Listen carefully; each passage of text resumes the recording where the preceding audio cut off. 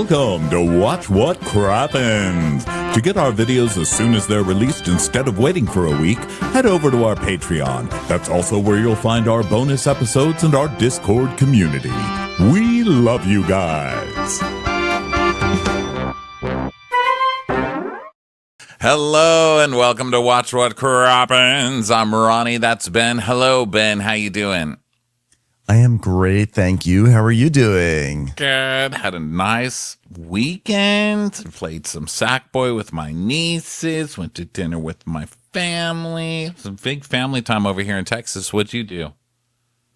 I played a bunch of board games and I cooked some food. And I spent like yesterday, like traveling around East Hollywood, going to a million different supermarkets. And it was just like, I got caught up in it. I was like, well, I'm so close to the Armenian market. I might as well pop in there. Well, I'm so close to the Thai market. Now I might as well go there. Well, I'm so close to the Indian market. I might as well go there. I spent like so much time just getting random ingredients and I had the best time. So I'm very Hollywood happy. shopping, eh? So what do you do when you go to that many stores? You just have a ton of food now that's going to go to waste in your house. It's just like random. It's just like random condiments and things like that. Like I was thinking about making a Thai thing. And I was like, oh, but I don't have that. I'm out of fish sauce. I was like, well, no, I can get my fish sauce. And I was thinking about making an Indian thing. And I was like, oh, but I don't have mustard oil. I'm like, ooh, but now I can get mustard oil. Oh, I was thinking about making this sweet potato thing, but it involves like a Turkish tomato paste. I was like, oh, but now I can get it. So, just a lot of condiments and a lot of jars. Not the best use of my time. A lot of jars. Jarring weekend. It was a jarring weekend for you. So that's good. Well, everybody, if this is Married to Medicine Day, if you want these videos if you want these recaps on video, or you want bonus episodes, or you want ad-free listening, or you want Discord server, or you want a free newsletter, go over to patreon.com/watchwhatcrappens. Yeah, it's Married to Medicine Day. There has been some stuff going on in the Bravo world we should probably discuss because it went crazy over the weekend. And that is the rumors that Amanda and West from Summer House are hooking up. You've heard this, obviously. This has been going on for a while, eh? Yeah, I sure have. When we were at South by Southwest, the rumor was going around a lot. And I only mention that because we were at a lot of parties where people were talking about it. And someone in our little circle, who I won't say her name because she probably won't appreciate that, but she said, these rumors are confirmed. I know for a fact that West and Amanda are hooking up. I didn't say anything because, old Queen in a Bar news isn't always true. And I just didn't believe it. And I was like, I'm not going to play into this. It's probably a joke. Amanda has been known to, lead us on in social media and not tell us the truth until she's ready, which is her right. But I just don't believe anything these people say. But apparently, it's looking more and more true. Ooh! And the world has gone crazy. The world has been lit on fire.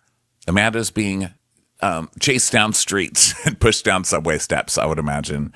But yeah, the rumor is that they're hooking up. And this started again last week when Amanda and Sierra were supposed to do an Amazon Live together and didn't. And everyone was like, what? Well, if you don't show up to your Amazon Live together, that means you hate each other, which it would in our case. I mean, if you decided to do a separate Amazon Live for me, I'd be pissed. I think that would definitely be really awkward for all of our listeners if we appeared on separate Amazon Lives. By the way, we're on Amazon Live today. Yeah. And then there was all this stuff. The internet sleuth started sleuthing. It's like West has the same sweatshirt as Amanda. Did Amanda take West's sweatshirt? What happened? And Amanda dabbed and his hat, and Amanda dabbed something off of his cheek. What's going on with that? And then the big thing that really made things go nuts is that Lindsay Hubbard out of nowhere posted a screenshot of herself over the weekend going like this, huh? And everyone was like, what? Why would Lindsay just post that? And then it was like, then she posted a picture of her with Sierra, hugging Sierra tightly.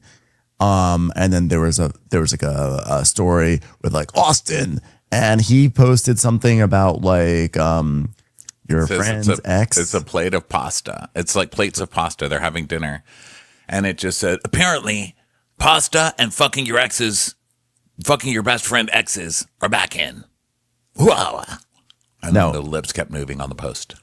Yeah. Now, there's also an extra wrinkle there because was he talking about Sally? Because there's rumors of Kyle and Sally doing something.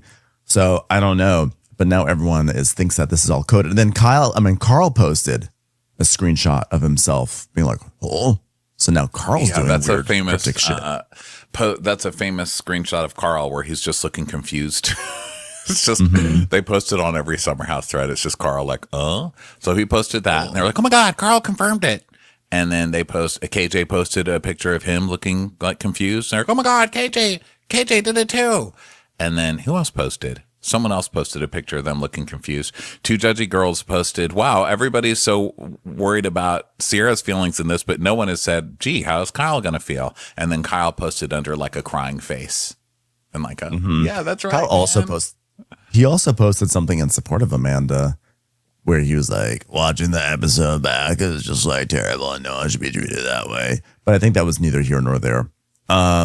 So yeah, I know that was just clean up after his own bad behavior on that episode. There's suspicion that the cast is just trolling the audience.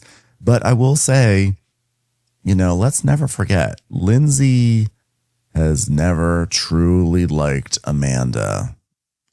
People, a lot of people don't go all the way back with Summer House, but we remember season 2. Was it season 2?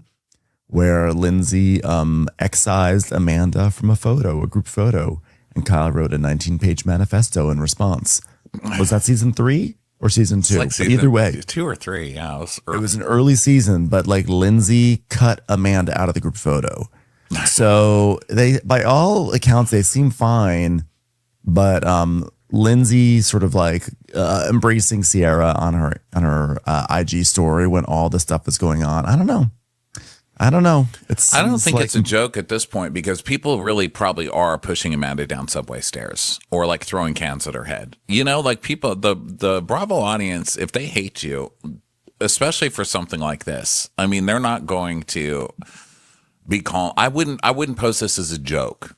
And especially if you're like prone to depression, because this is not ever going to make you feel that. I don't think Amanda would agree to like joke around about this, but I don't know, because they're all doing a lot of, influencing and stuff like that right now. And it'll be like a post comes out and then it's Amanda doing an influencing post for Buffalo Wild Bills, or what is that called? Buffalo Wild Wings.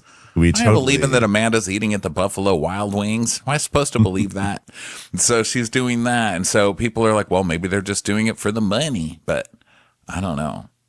Is it terrible to say that I don't really care if Amanda and West made out? Well, I want better for her. If she's going to get into a scandal with anyone, like just why not? Why West? Why West? And also I feel like there's been so much attention being put on Amanda, like, oh my God, what a bitch, it's bad. It's bad for many different reasons. But also like if this is true, let's also like reserve some heat for West, who we watched half a season of him on Summer House, moping around. Actually, it was all last season moping, and then this season, like, I think she likes me. I think I'm in love with her. And if we know that he is actually having some sort of affair with Amanda this whole time, then like really I've had enough with him. Yeah, because he's obviously just using that for a storyline this season. Like, I'm so heartbroken with Sierra. Meanwhile, he liked Amanda that whole time. Yeah, it's pretty gross. And he is a downgrade from Kyle. I know Kyle makes everybody crazy, but Kyle becoming a DJ, we're giving Kyle so much shit for that, but that's his second job. Like, he also is running this company into the ground, but still running a company, and that's like his second job. If West became a DJ, we'd be like, oh my God, West has a job. Like, we'd applaud, so he's a downgrade, and I really hope this isn't true, but it's looking true. So I don't know. Well, yeah. Well, we will be tracking this story, everyone. Don't you worry. We'll be on top of it, and we'll have all the late breaking news on this potential, Scandival level Summer House issue. I don't think it's Scandival level, but they're trying to. They're trying to make it. I think it's not Scandival level because it's having a slow simmer to a boil as opposed to Scandival, which like dropped like a bomb, and so I think it was like the suddenness of that was crazy. And it wasn't cheating. Scandival was cheating. I mean, that was like a 10-year relationship. He was cheating with the best friend and stuff. This wasn't that. They're like separated and whatever. And it's West. Just violations of girl code. And it would be code. Amandaval, right? Amandaval. This is fun. Well, we already have Scamanda. Scandal House. Scummer House. All right, well, enough of that. Let's get on to, I opened notes for Survivor. This week's bonus episode is going to be a Survivor recap. Holler. Okay, so the wrong notes. Let me open Married to Medicine, Season 12, Episode 16, Reunion Part 2. I'll just start by saying this could have been a one-part reunion. They had a supersized reunion last week. They could have just ended it. That's all I needed. I didn't need this. How about you? Or it could have been a 2-part one with one that's not supersized.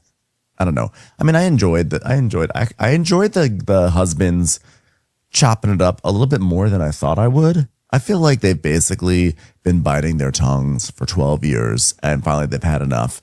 Eugene was like, we've been here for 12 years. There's never been this drama. It's like because they've all it's been building up. It's 12 years building up and everyone's like sick of Eugene, But like by and large, yes, maybe we could have edited out some other segments that were not as. It was a lot of retreads. It was just a lot of things that they already talked about last week that they're trying to keep it going for another episode. You had a supersized. Was this supersized too? No, it wasn't. So they had a supersized one last week. So at least cut out half and put it on this week and have a 2-part. I mean, I don't know, but it was like a bunch of talking about the same shit. But anyway, it's always enjoyable because it's these ladies. So I always laugh, but I was like, all right, wrap it up, guys, get the hook. So we ended last week with Simone crying and Jackie coming to sit right by her and being like, tell me, Simone. What can I do? And Simone being like, I will not move forward. Never, ever. Not gonna, not shana. Whatever she was saying. I will not. And when we finished that episode, you said until 5 minutes when she will forgive her and it'll all be over. And I laughed, But you were not exaggerating. It was literally, it was less. It was 1 minute. I was exaggerating. 5 minutes was too generous. It was... literally 30 seconds, because as it turns out, the thing that they've been promoting, which is we are never getting back together, Taylor Swift. We are never. It is weak. I cannot move. There is no moving forward, Jackie. And then when we come back and it's like, and he's like, what did you mean you can't move forward? With Heavenly. I was like, oh, come on. Oh, with you, I'm fine. Yeah, but with Jackie, I'm fine with Jackie. Yeah, I'm fine.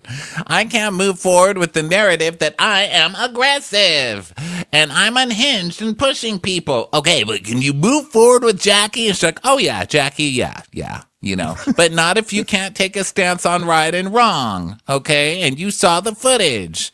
And Heavenly's like, but she did take a stance. She did take a stance on, Heavenly's still trying to make a point over there.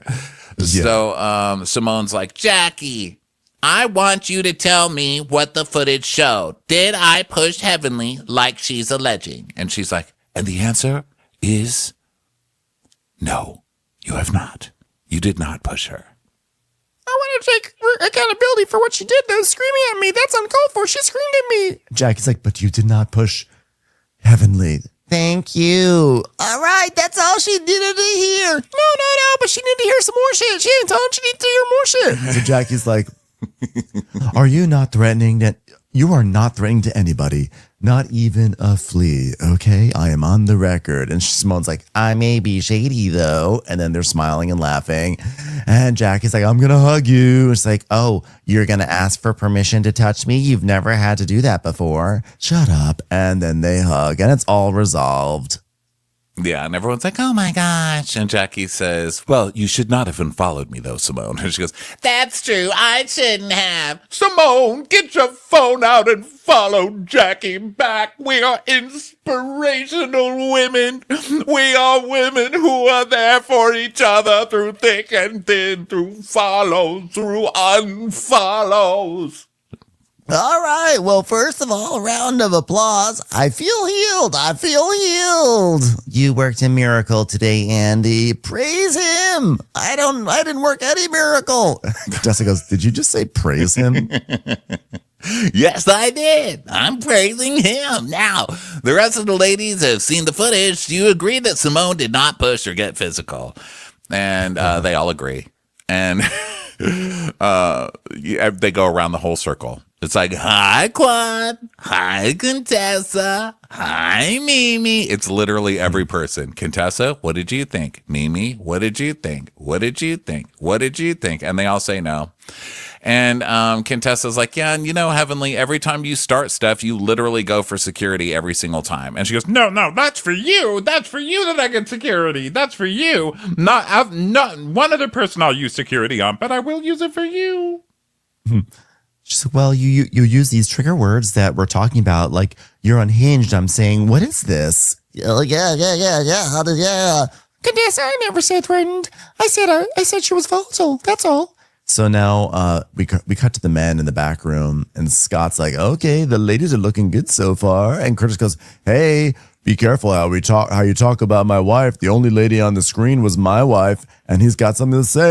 They're like ribbing each other, because Scott's saying that Jackie's fine.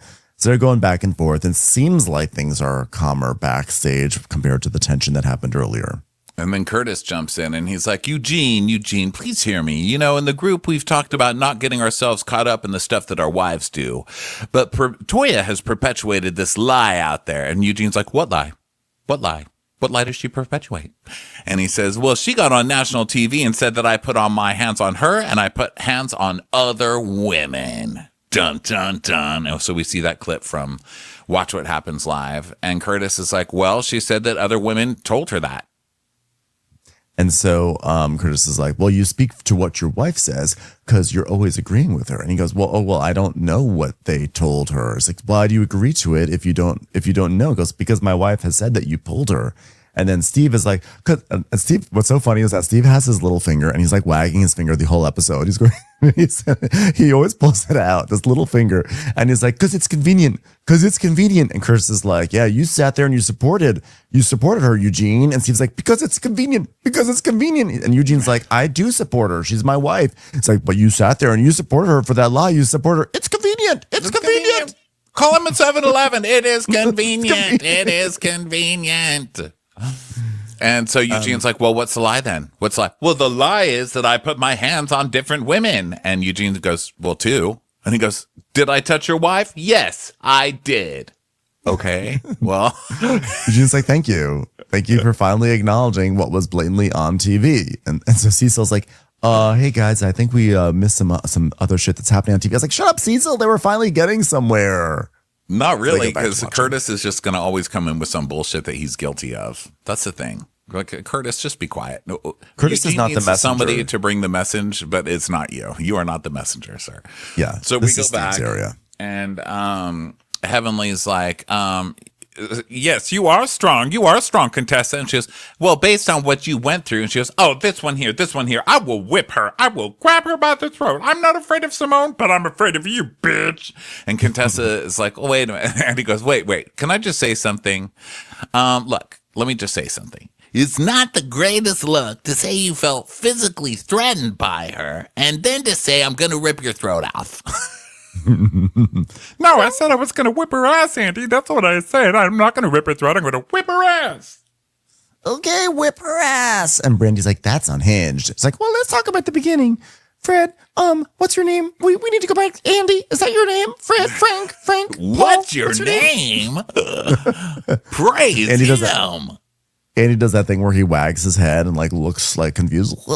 Okay, whatever my name is. I'm only running this show. God. You know that Andy doesn't like having his name being forgotten. I mean, just look at his response to Sarah Michelle Gellar last week, which is another thing that was a big thing. You saw that, right? I saw that he was offended or whatever, but I didn't read much about it. Tell me. Yeah, he was, because Sarah Michelle Gellar went off about how Beverly Hills was just like so lame this season.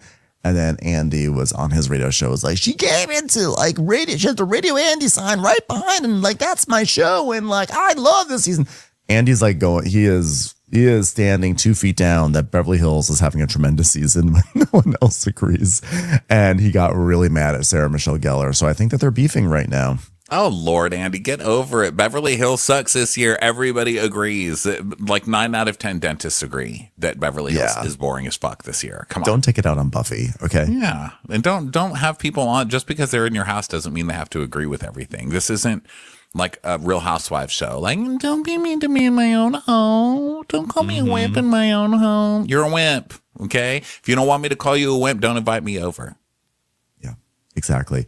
So Simone's like, she doesn't know your name, Andy, but she has your vote.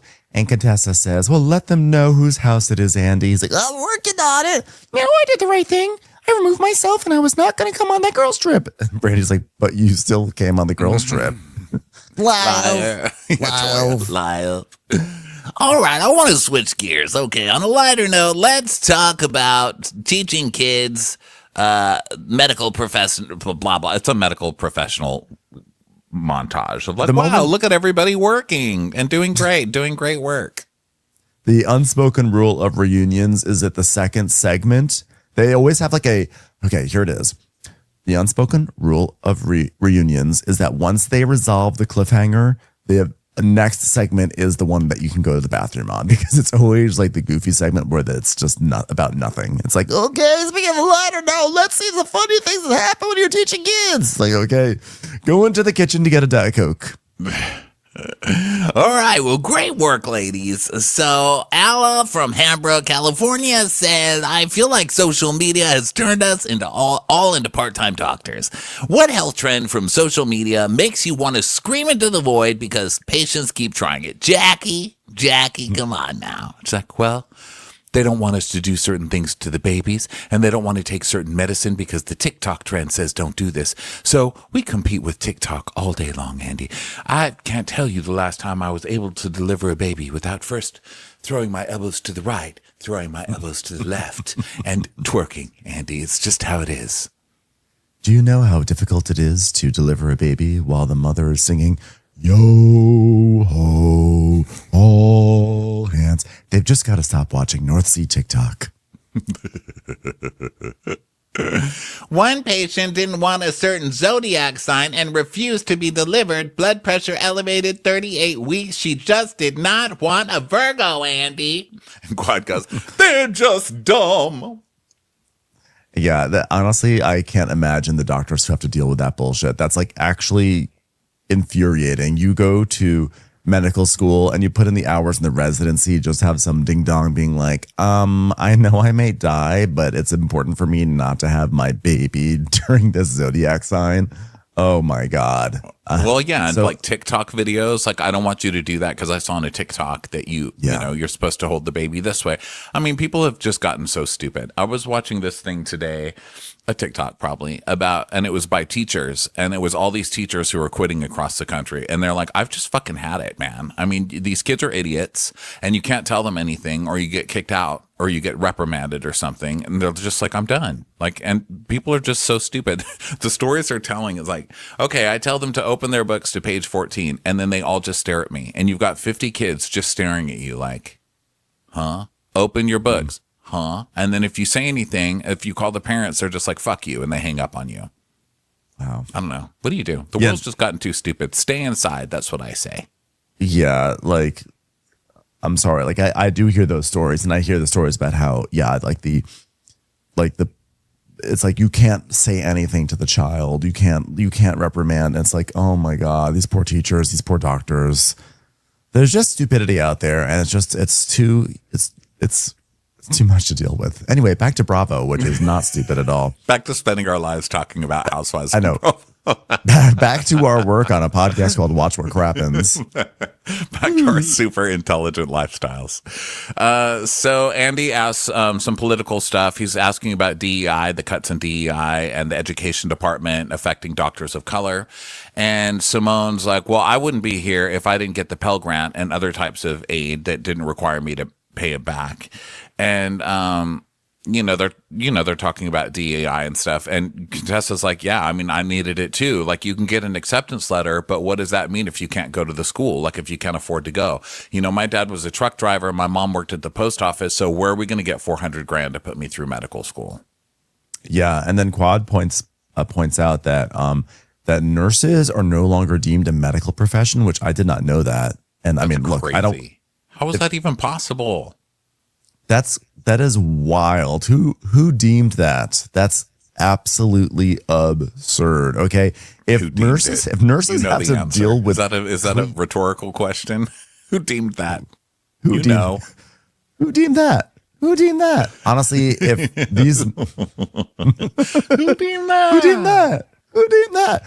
Honestly, if these nurses have to go around cleaning up the poop out of people's beds, I think they are entitled to be called a medical profession. I'm sorry. If they're taking my temperature, if they're taking my blood pressure, you, in my mind, are part of the medical profession. And that's crazy that was taken away from the nurses. That's crazy. I can't believe it. Now, of course, we're sitting here talking about like, look at these kids getting their news from TikTok, and I'm literally getting my news from whatever Quad is saying on the Married to Medicine reunion. But I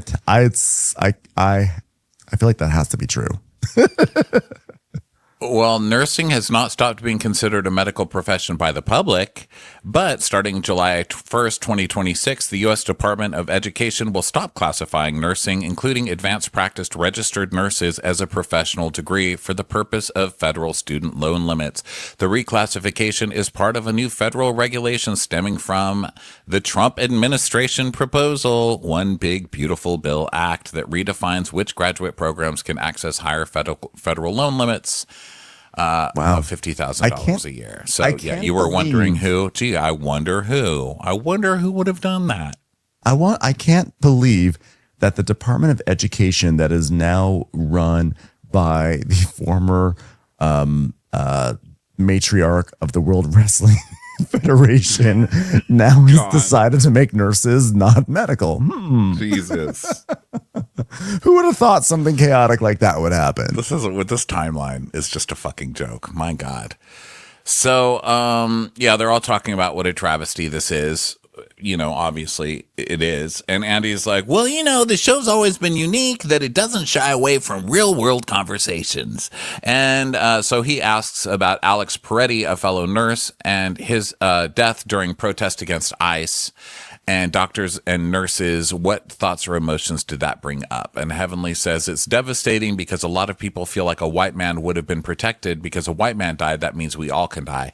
And we thought that they had privilege under this administration, but nobody does. And it's scary for all of us.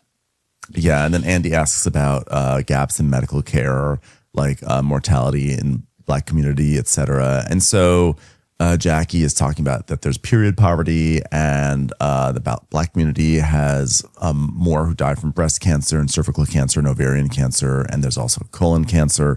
And then Andy brings up that there has been an uptick in HIV amongst Black women in Atlanta, to which Contessa notes that, that's why it's important for everyone to be on PrEP. It's not just for gay men. Yeah. Yeah, I was talking to friends recently, and nobody even knew what PrEP was. I mean, there were straight people, but they didn't even know what PrEP was. I was like, really? I guess gays are the only people afraid of HIV? Because, take it. So, like a chef and do your PrEP. Do your PrEP. Mise en place. I'm like, guys, that was so funny what I just said. Mise en place. The gay sex medication, preventative HIV medication for really fancy people. Yeah. If you're an Epicurean who's having sex, please get on mise en place. Mise en PrEP. Okay, guess what? The husbands are now on stage, and because they're men, they cannot be put on sofas where they may risk touching themselves.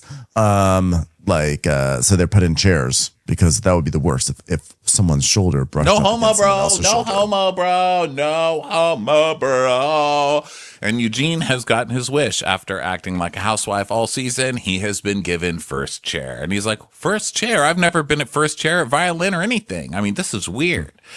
And Andy's like, welcome back to the Married Medicine Reunion. I'm Andy Cohen, and we've got the guys. Hi, Cecil. Hi. Here we go. Did Simone make you fly Frontier to get here, Cecil? He's like, no, fortunately, I didn't have to fly Frontier. I made it. He's like, great, Curtis, how's it going? Curtis is like, great, no complaints. Where did you find that woman that you have on your lap? Oh, I just pulled her from craft services. Well, you should probably let her get back to that now. Okay, I will. It was just one woman, Andy, not two. Thank you very much. Okay, Dr. Damon, Steve. Oh, Steve, you've got some eyes. You've got some cleavage. And he's like, yeah, listen, I've been in the gym, man, so I'm going to show it off. Thank you. Thank you very much. Yes, you have. Hey, Dr. Scott, how's the eye? Scott's like, it's fun. It's good. He's like, okay, well, I understand there was some drama backstage, which is why we pretty much have you out here right now. You want to tell us all about Curtis, Eugene? What happened? And Eugene's like, what drama? I don't remember any drama. And Curtis is like, guys don't create drama. That's for the ladies. Oh, is that right? Because last time I checked, you guys are all sitting out here because you made so much drama backstage, okay? So Eugene's like, yeah, we had a discussion. And Andy's like, well, what was the discussion about? He's like, well, so at some point, there's been twice that Toya has been asked about Lapgate. And I was, not angry about it at the time. So there's been no beef with that. But Toya is still, I think to this day, a little offended by being pulled into somebody's lap. And so Curtis voiced that he didn't agree that ever happened. And Curtis is like, well, Eugene, at risk of sounding like a woman and arguing. Am I right, guys? Women. Women. I'm going to beg to differ. Toya was on Watch What Happens Live, and she said that women have come to her and said that I've had my hands on multiple women, which is a flat-out lie. And then we go to the ladies backstage, and Toya's like, no, I didn't. I said he needs to keep his hands to himself because he's had his hands on multiple women.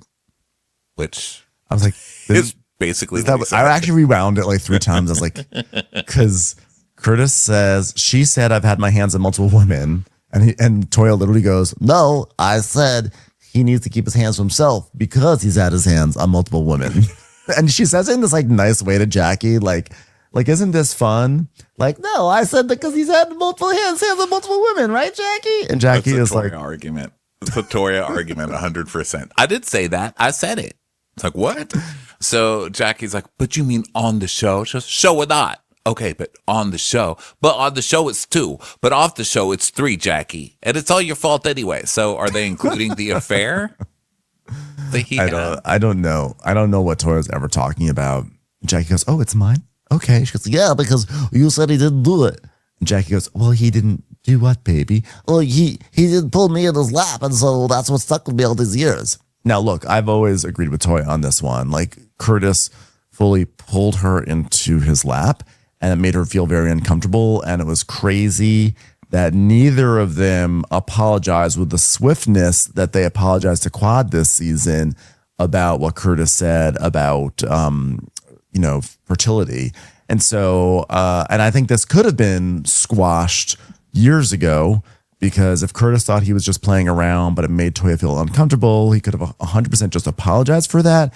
And Jackie could have apologized for that, and they could have moved on. But the fact that they didn't at that time obviously has stuck with Toya, and I actually would never take that away from Toya. But what I think is crazy is that Curtis can't still seem to acknowledge that. Like, that's wild to me. Well, but what's weird about Curtis is he did just acknowledge it backstage. He said, did I pull your wife into my lap? Yes. But now we're on the stage and Eugene's like, well, you wouldn't even admit that you pulled my wife into your lap. And he says, because you wouldn't admit that you perpetuated that lie. What lie? That you pulled her? I think the lie is that like Curtis, I'm assuming, because it's not really stated, and I don't know why it's so clear to me. I'm assuming that Curtis's stance, whether or not it's true, is that he pulled Toya into his lap, he was horsing around, and it was an overstep he didn't realize. But he's not going around just touching all the women on the show and making them feel uncomfortable. That's, I think, his stance. And Toya's stance is, no, he is doing that. He's got his hands on a lot of women on our cast. And then when the show isn't rolling, he's also being handsy with other people. So I think that he's taking issue with this idea that he's sort of generally handsy, But I kind of feel like the first thing that he needs to do is acknowledge the Toya situation, because that was on camera and we've seen that. And then he could say, I was horsing around, but like, I learned my lesson, so I'm definitely not handsy after that. I'm not trying to defend him. I'm saying like that's what he should be saying. And I'm sort of surprised that he couldn't even get there. Yeah, I think he admits that the Toya thing, but the problem is he wants to make it this huge argument that it's not multiple women. Well, okay, Curtis, but we saw that with Toya, and then we know that you were having an affair with someone like 30 years your junior. Was it 20 or 30 years? I forgot. One of those, for a while, to the point that it was being posted on blogs and shit. So you don't need to be arguing. It's like, oh, okay, so it was just two. So it was just two and not three. Oh, okay. Good. Why are you bringing it up? Just say you're sorry and let it pass. But you're the one who keeps bringing it up over and over to try and win some little point against Eugene that's not making you look any better, Curtis. And also, like, Eugene has not looked great this season, and this is you're giving Eugene an easy win here too. Just in terms of if we're going to talk about winning, quote unquote, winning a reunion, just apologize, take accountability that you did something, that was inappropriate, and then let Eugene continue to dig his grave, because, Steve is going to be is going to be and continues to be all on top of Eugene, So like, you just have to get out of the fray, Curtis, and you're staying in the fray because you're being too stubborn to admit that you did something wrong here. Yeah, so they go back and forth because he's like, "Well, I'm not gonna say anything until you admit it," and he's like, "Well, I'm not gonna admit it until you admit that you're admitting things," and so they go back and forth. And Andy's like, "Okay, we can leave that there. So let's talk about massages on the beach. Wow, I'm looking at you, Damon, because you told Heavenly you didn't get one." And he's like, "I thought I did, though." "You thought you did what?" "Well, I don't remember getting a massage. Look, we get a massage weekly, so what I consider a massage is what our massage lady Melanie does, "Oh, you mean it has to be on a table?" "Yeah." "It's not a massage if it's not on a table, Andy." "Okay." Does Andy have any interest in talking to these guys? He seems so not like this. Why is he asking about this massage thing? It's so stupid. Also, Andy just spent a good amount of energy trying to heal Jackie and Simone. I'm actually a little surprised that he didn't jump in with Eugene and Curtis to be like, I think what he's trying to say is this and what he's trying to say is that. And it was weird that he just sort of sat there and let them talk about it. And then he just moved on to the stupid question about the massages. Yeah, well, has something sexual to it, and that's Andy's favorite thing. "Oh, were you cheating on your wives by getting massages on the beach?" "Okay, well, gentlemen, we saw you go through some bumps with your wives. Eugene, you got a lot of side-eye from the other men about how you and Toya went at each other during the Skip Workday party. You called it a married moment." And he's like, "Yeah, look, I think you'd be lying in your relationship if you've been together for a long time if you didn't have a moment where you said something you didn't mean. We just happened to be on TV with a bunch of people at our house at that moment. And, maybe there was also a couple of people that might not have been invited had this not been an all cast event." Okay, stop making it like, oh, well, it was a cast event, so we had people that we didn't like there. You and your wife were yelling at each other like fools at your house at your party, and it made everyone uncomfortable, and you acted like crazy people, and then you turned around and blamed everybody else for it and said everyone else just didn't have as strong as marriages as yours. No, that's crazy. This is crazy talk. He's wondering why they got side-eye. It's because you are on TV. He's like, well, it just happened. We were just like a typical married couple, said something, it came out wrong, it just happened to be on TV. I'm like, it's because it was on TV that you were getting the side-eye, because everyone was like, how are you two acting this way in front of people on TV? That's where the side-eye is from, is that it was such a crazy public disregard of how embarrassing you were being to your family in that moment. Yeah. And at a party. Yikes. And at a party. So people were so married people don't fight at parties on TV. Come on, Andy. So Steve is like, sounds like a narrative spin to me, and that's the truth. And Eugene is like, you didn't have to comment, Steve. He's like, I do have to comment because the blame was put on Mimi. But now you're gonna have a married moment. He's like, well, it wasn't just Mimi. She called out a bunch of ladies. No. It was very specific in the moment. It was you bees did this to me, Mimi and Heavily. That's what it was in the moment. And I did not hear you take accountability for that. I have not heard an apology for that. Where's the apology? He's like, well, there is no apology because I saw Mimi's face and it had judgment in it. And I saw Heavenly's face and it had judgment. Yeah, because you were acting like a fucking fool at your party. Of course. They were looking at you like, what the fuck are you doing? Yelling at your wife in front of people. Yeah. Have you seen your wife's face? Have you seen the opening credits of the show? She's being judgy to the audience. Okay, that's what Toya does. And by the way, love her for it. That's what we want from Toya. Like, you're on a show with judgy, opinionated people, and like, you cannot hold that against them. That is why they are there. They're there to express their opinions. So hush with the judginess. So Steve's like, I see you. I see what you do. I see who you are. Convenient. What? Hey, why do you keep the water so close to the entrance of the store? Convenience. Convenience. So he's like, I'm going to hold you accountable. And Eugene's like, whatever. And he goes, you're Eugene Bush. Like, oh, we can always bring some sexism into it. There hasn't been enough. It's been like 5 minutes. Like, can we be like less sexist for 1 fucking minute of this show?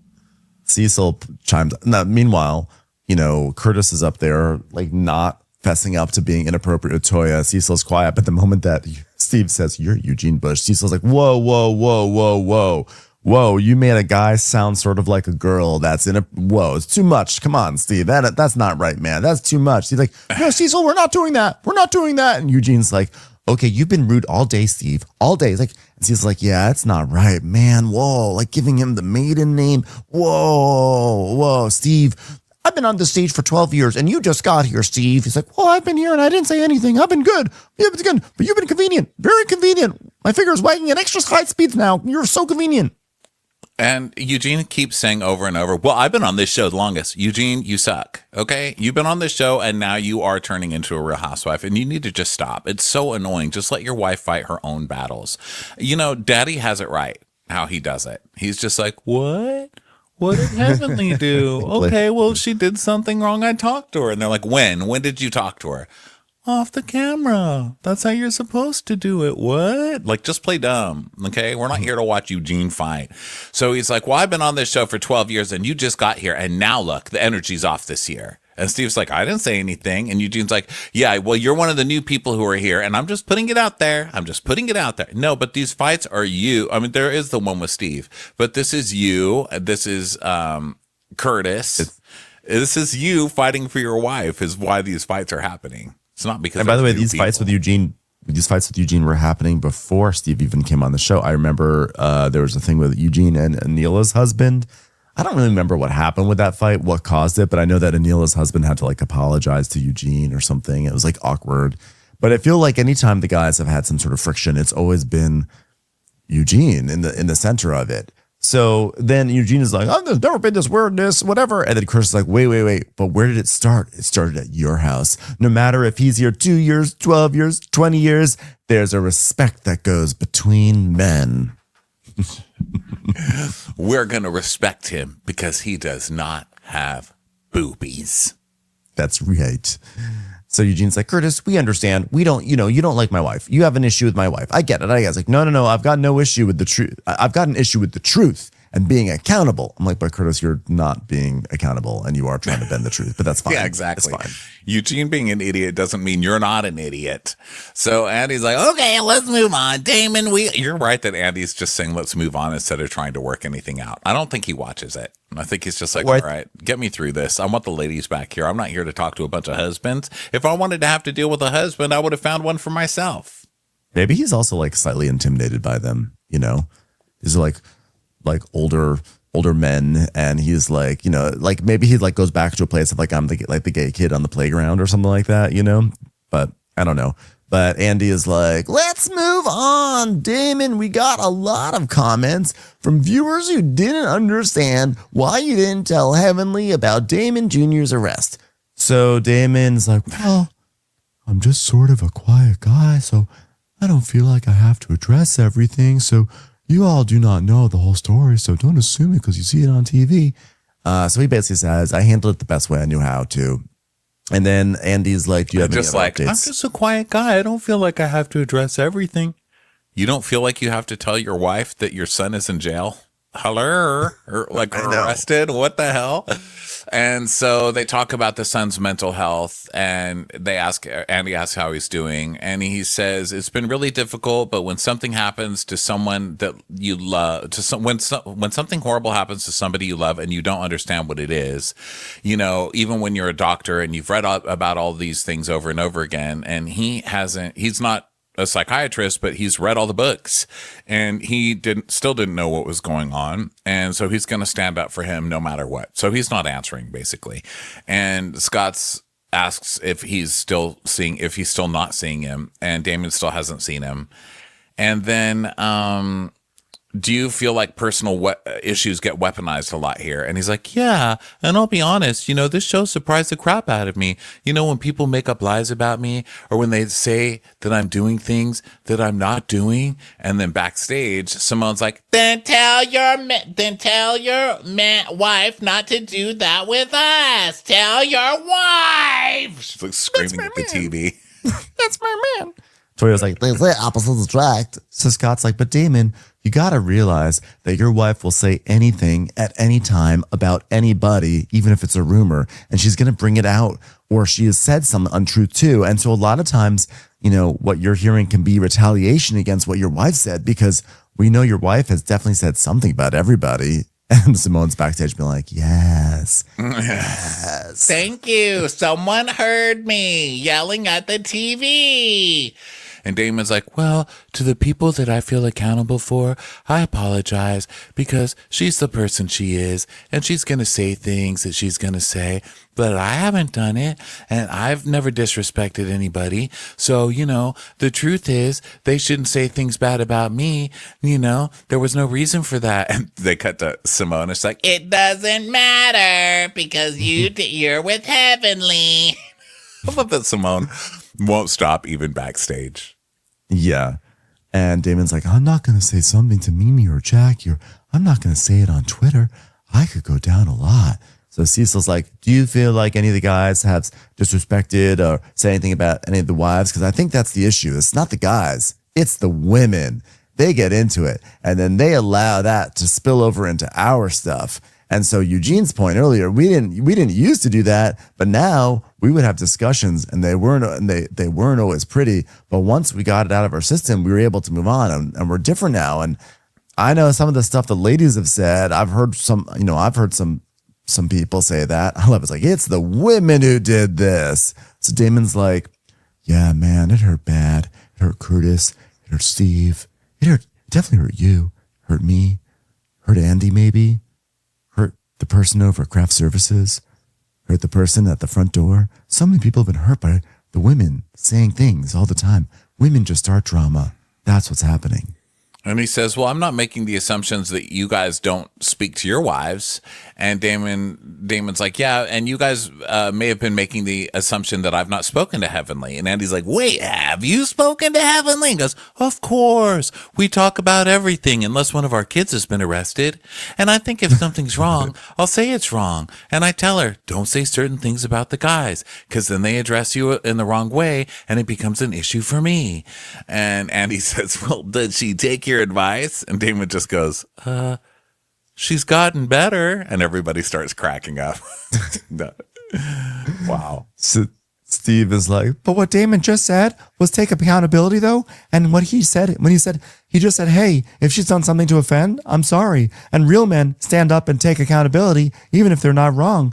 But when you don't do that and you deflect, now we've got a problem. And Eugene's like, I don't deflect. I don't.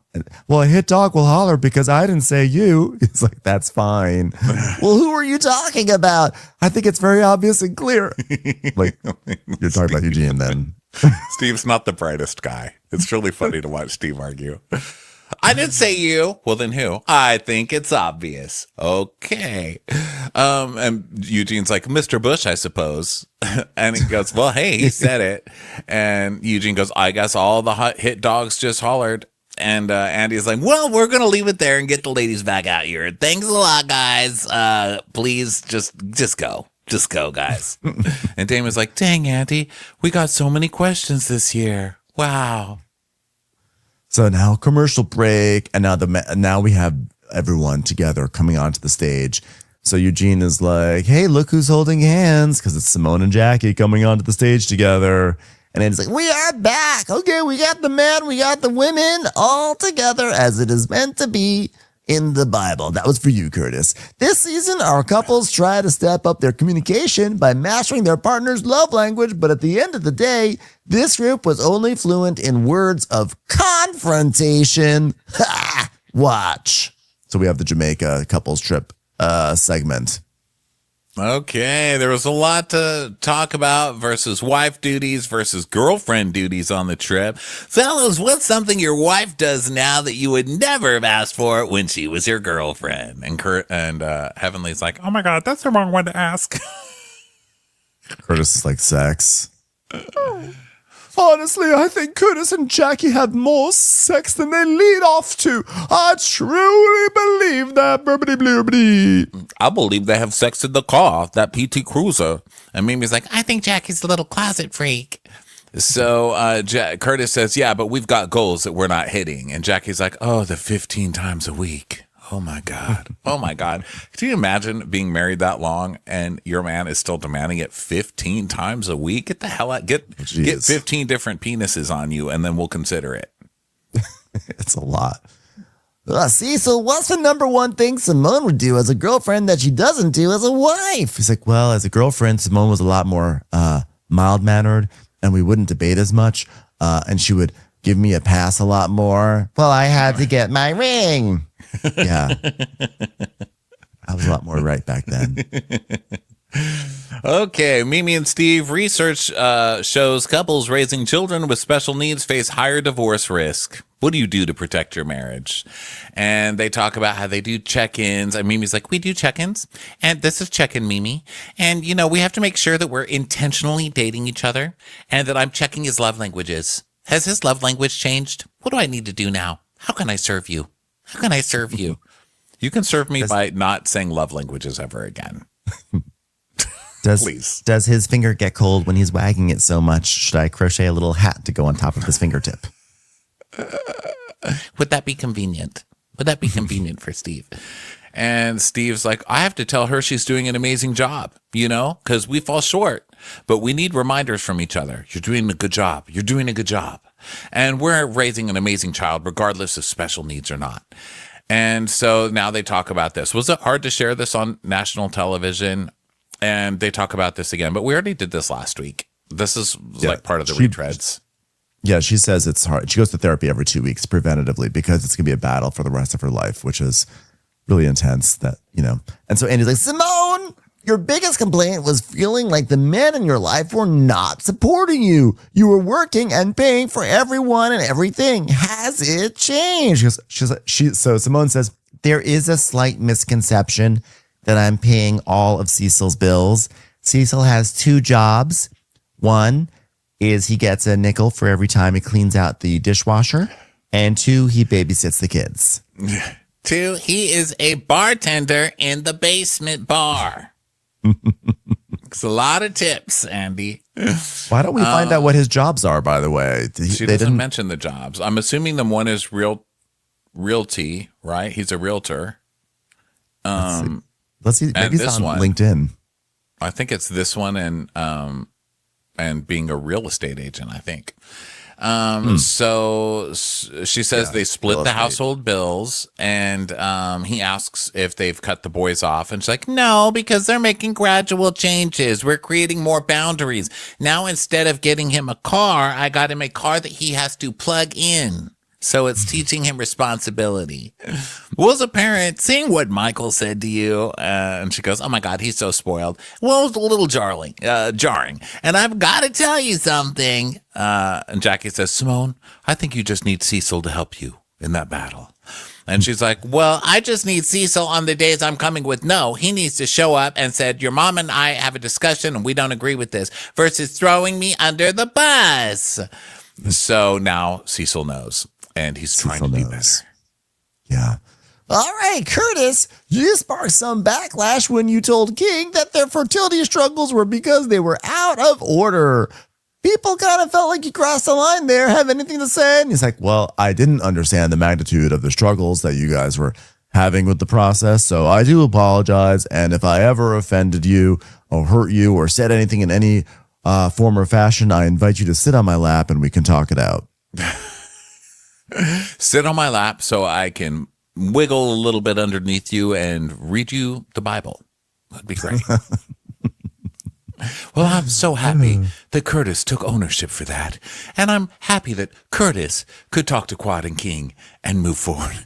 I'm happy that I could force Curtis into doing that. And Andy's like, okay, so the Met Gala brought some drama. Steve, you felt Eugene making you pay to get in wasn't fair. Isn't it a charity and everyone's just giving money to the same pot? And he's like, no, it was very strategic and it was targeted and it was very intentional and not very convenient. And this didn't have anything to do about a ticket. And Tori's like, everybody knew they had to pay to get in. And Mimi's like, no, they did not. No, they did not. People did not know. We did not know. Not knowing Mimi is here. So Steve is like, well, they didn't give anything last year and they want to hide behind the year before just for giving some wine. Well, you don't know what you're talking about. They didn't give anything. Steve, you don't know what you're talking about. No, you didn't give anything last year. The money was given to Jackie, and Jackie's right here shaking her head. Yes, have some accountability, Steve. And Heavenly is like, that's just a lie. And Steve is like, they didn't give anything. Listen, they didn't give anything at all. Stop talking, Steve. Just stop talking.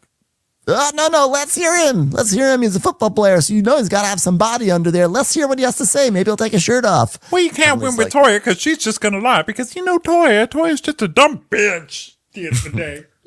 Well, you know nothing about the finances of the Met Gala. Well, we've given more in 1 year than they've given in 3. How about that? That's a fact. Yeah, yes, and there you have it now, Andy. It's like, yeah, that's a fact. We were strategically targeted at the door. Doorway targeted Mimi. Strategically targeted at the door. So Tori's like, you were not strategically targeted. What does that mean? I addressed it with Eugene and Eugene deflected it again and he won't take accountability. And Eugene's like, I took quite the accountability. You should pay. I accountability'd the money and it was short $150 because you did not pay. And he's like, you can't hold the fellas to a standard that you don't hold yourself to. You want Damon to apologize for Heavenly and he's still not giving the money, but you won't apologize for your wife. And that's not right. Okay, wait, stop. First of all, you guys, I need this cleared up. And Andy is not helping me in this situation. So he's saying Toya hasn't paid for 2 years. As far as we know, that's true. Toya hasn't paid for 2 years. And now Toya is saying that she did pay last year and that Jackie's agreeing with her, but we never hear Jackie agree with her. So did she pay last year or not? No. You guys, I don't come think on. that she paid. I don't think she did not paid. pay. No, she did not pay. So basically Steve is like, he's like, that's not right. And Toya goes, well, nobody asked David to apologize for Heavenly. And Eugene is like, you're not the judge of me, man. He's like, roll the tape. So Simone's like, I understand your perspective from the Met Gala. However, if someone is if they're having a gathering, they have the right to turn you away. And we've seen it numerous times. And Mimi's like, but like hold everyone to that same standard. And someone goes, she did. She fussed at everyone. She fussed at me. Even me. Yeah. She's like, she rolled up on everybody and I paid the money that she required from us and bought 10 tickets. And still when I got there, she rolled up on me. And Tori's like, that's right. I mean, he's like, but it was very targeted and it was very intentionally targeted. Okay. Because something about our presence irritates any type of insecurities that they may have. That's it. And Steve's like, very much so. And Heavenly's just like, I feel it. Heavenly's just on their side because they're against Toya. So Listen, if we're going to fight about the tickets, let's fight about the tickets. But now you're turning it into, well, you need to stand up to your wife. And you told him he needs to stand. Steve, stay on topic because you're taking it so far off. I just want to know about the tickets. Some of us care about these details. Okay. Yeah. And again, we have learned that like if someone has bought a table, that should cover the guest tickets for the gala. So it's weird that he should have to buy a ticket on top of that. But whatever. You know, I guess if this is the rule of if the rule of this gala is you still need to buy a ticket to sit at the table that you've been afforded, then so be it. But it sounds like it. Well, I mean, what a shock! It was a totally disorganized gala that Toya put together. Yes. So Contessa is like, well, this is supposed to be for us. The ladies have married to Menicine, and somehow or another it became the Eugene and Toya show. And Eugene, I'm honestly just going to say, like, you should not have been anything but a guest that night. You shouldn't have been talking to people other than greeting, and you shouldn't have been accosting people at the door. And if anyone had anything to say about, like, who had a ticket and who didn't, the only people who really should have known is all of us and Toya. And Andy's like, well, what do you say to that? And Toya's like, no, hold on. The bottom line is we had an event for the last 3 years, and for the first year, Jackie did not share any details of the event, and she asked for money only, period. And the second year, she did not share the details with anyone, and she asked for the money, period. So the third year, what did I do? The exact same thing that Jackie did. No matter what your feelings are, at the end of the day, all you have to do is give to charity. But Okay. I think Contessa's point is very valid. Like, Eugene was not an organizer of this gala, so he should not have been going up and demanding money from anyone. Exactly, which Toya just pretends never happened. She just pretends that question never happened. That's what makes me crazy. It's a very specific question. Why is Eugene making it his business to come after the women for what they paid or they didn't? He shouldn't be involved. And Toya's like, well, I shouldn't have to give you any information. That's not the question. And also, you're saying all you had to do is give the money, but you didn't give money for the first 2 years. So you're a total hypocrite. That's the point, Toya. And Heavenly's like, well, how dare you say that? And Toya's like, if you could buy a $5,000 bowl, then you could give $1,000 to charity. And now it's like she's shaming him for being dumb enough to pay $5,000 for the bowl when it's like more than she's ever given to the charity. And Heavenly's like, oh my God, no, she did not. And there was no transparency. And Toya's like, well, it was not Eugene's job to guard the door. And Heavenly's like, well, Heavenly's just, coming at Toya as she tries to talk. And Eugene's like, can I say something? And they're going back and forth. Contessa's like, don't you contribute to charity? Mimi's like, yes, I contribute. You contribute to charity, right? Well, monetarily and also my time and effort. And Eugene is trying to talk, but the ladies won't let him. And Tori's like, but why would you not contribute that? Can I speak?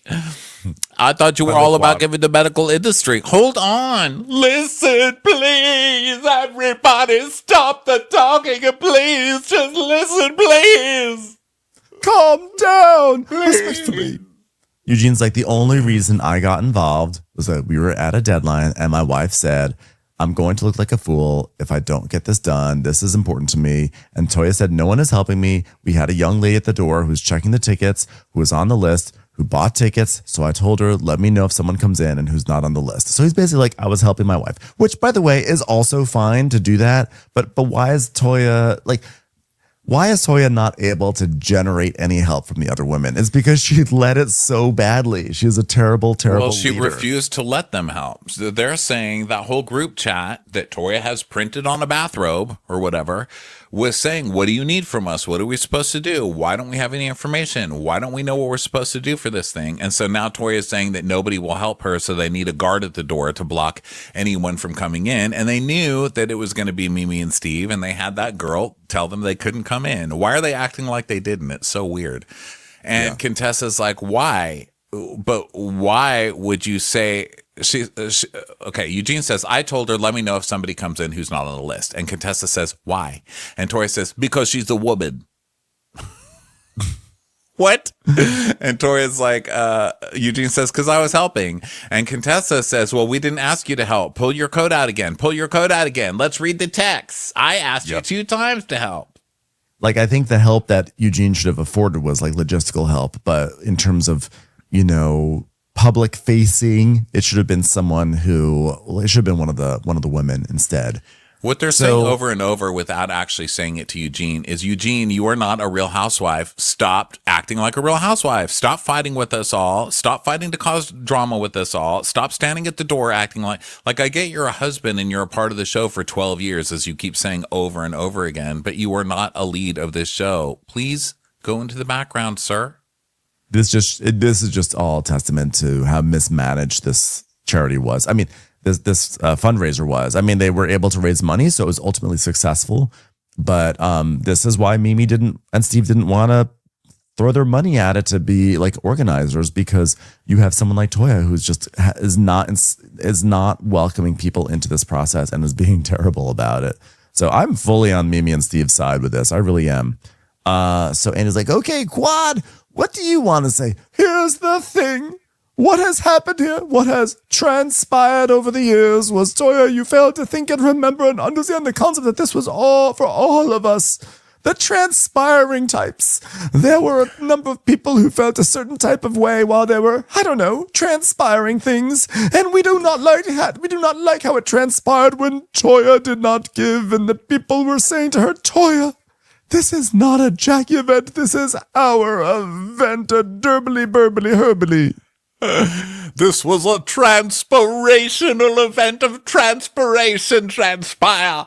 And Tori's like, but they didn't pay nothing. And Steve goes, we were going to the same thing. We were going to do the same thing, except we were ambushed at the door because you have personal vendetta against us. And Toya just starts, yelling back at them. And Mimi's like, oh, keep it going, baby. Keep it going. And Steve says, you're insecure about us. And Jackie's like, well, listen, this is why it's hard. When we started with just two of us trying to do it and not getting the support from the entire group. But what can I say to make this positive is the 501c3 is 30 days out from the final. And now it's a true foundation that will benefit nurses and medical professionals. So it's tax deductible? Okay. And Tori's like, Andy, that was my idea. The 501c thing. That was my idea. To be fair, I said, can someone get me some Levi's 501s? And then it got confused, but it worked out because now we're a 501c3. So Andy's like, that's great. And next year, will you reach out to me so that I can donate as well? I really will. Okay, gentlemen, thank you for joining us. I'm going to miss the gentle breeze that came from Steve's finger wagging, but, we'll move on. We'll survive. This is inconvenient. This is inconvenient. It's inappropriate and inconvenient. So they're okay. So I still have no answers for what this charity was. If Jackie paid for a table and told them they were allowed to sit at the table without getting a ticket, why you had to have a ticket if you also had a table. Did Toya pay last year? Why are you going to make me sit through 2.5 hours and not answer very basic questions? I'm pissed. I'm rescinding your 501cs thing. Yeah. That's right. So backstage, Eugene is the guys are talking, and Eugene is like, we had a girl at the front. I said, hey, anybody come in because it's like a private event. Who's not on the list? Let me know. And so he goes, I'm not apologizing for nothing. All I did was try to tell you. It was nothing personal. It was just something. It was just something that was convenient. He's like, but it is personal. No, it's not personal. All right, well, that's paper thin. You made it personal towards me, and then I left it alone. But it's not personal. But you made it personal. That's the thing. It's personal, not personal, all at the same time. Why don't you get about this? It wasn't personal. That was about the scholarship. And he's like, here's the thing. I'd let you say your piece. So let me say my piece because this is the truth. And Eugene's like, oh my God, we've heard your piece all day. And he goes, no, this is the truth right here. Your wife has mentioned me taking my shirt off. And your wife has mentioned that I'm attractive. I'm like, oh no, Steve, you've made enough of an ass of yourself, Steve. Just stop. Just stop while you're only slightly behind, Steve. And he goes, and I know that makes you insecure. And I know it makes you feel less than, but don't single me out because of it. And that's what you did, Eugene. I'm sorry. I'm hot. Eugene's like, nobody singled you out. If that's how you feel, sorry. If that's what you need, sorry. He's like, see right there?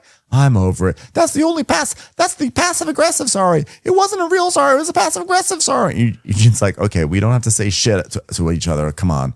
And Steve's like, come on, man, let's keep it 100. I'm really telling you the truth. I'm a very attractive man, and your wife kind of wants to do me. What else do I have to say? It's clear as day. I know he did not just come on here and say, you're mad. You tried to make me pay for that charity because your wife wants to fuck me.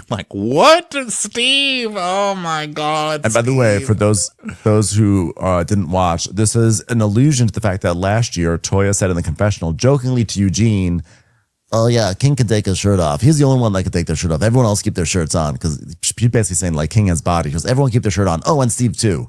It was added at the end. It wasn't even Steve wasn't even the focus of this funny moment that they had. Oh, my gosh. So embarrassing, Steve. And he goes, no, nobody's having a temper tantrum. You're insecure and you've got a little man complex. Yikes. To be fair, so what you said, I think this is the second time that I'm going to say you called this again last week when you were like, I feel that Steve is being kind of like a popular sports guy who's bullying the nerd. and being like, Yeah. fuck off. think- I'm better than you because like I'm a hot sports guy and you're a nerd. And I didn't like 100% buy into that. And then here we go with Steve like, oh yeah, you're little and you're chubby and I'm hot and your wife wants to fuck me. So sorry. It's like, ugh, Yeah, gross. men, I think like straight men, like, or just, I think men in general, not even straight men. I think men, we really fall back into our high school roles very, very quickly. It's like a pecking orders get established. And that's what I think I was trying to say before about why, like, I wonder how much of that comes into play with Andy not really trying to help any of these situations with the men where he does with the women. Because I think it's like the gay man is often in the role of like helping women out with their problems, right? But like when there's straight men, especially you have Steve, former football player, Curtis, former basketball player, they're like kind of like the jocks or whatever. I don't know. Like I feel like, like people step back into their roles and it's like, oh yeah, it's like not my place to these are like men doing men things. I shouldn't like try to interfere. And I sort of feel like it also comes up here with Steve and Eugene. Like Eugene is just like the little nerd and Steve is like the jock. And it's funny because I've traditionally always really adored Eugene and I've really enjoyed Steve. But I think they're actually both just being total idiots during this reunion. Yeah, I think Eugene's trying to fight too much of his wife's battle, and Steve is just acting like an ass. I mean, my God, this was not cool. And just pay the fucking amount at the charity. Like, you still haven't paid it. You still haven't given anything. Like, that's crazy. I know it's a season finale party and it's work, but you need to pay that. You need to pay something to the charity. That's crazy. I think they did pay. So I think they did pay.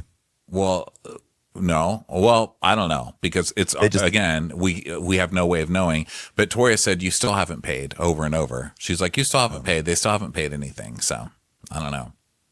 I think, but I guess what's confusing is that I think that Steve and Mimi bought a ticket, but maybe they didn't donate during the charity thing beyond the ticket, or they also didn't throw in the money to be like one of the people who was like all the whole cast contributed like a certain amount of money to just throw the event.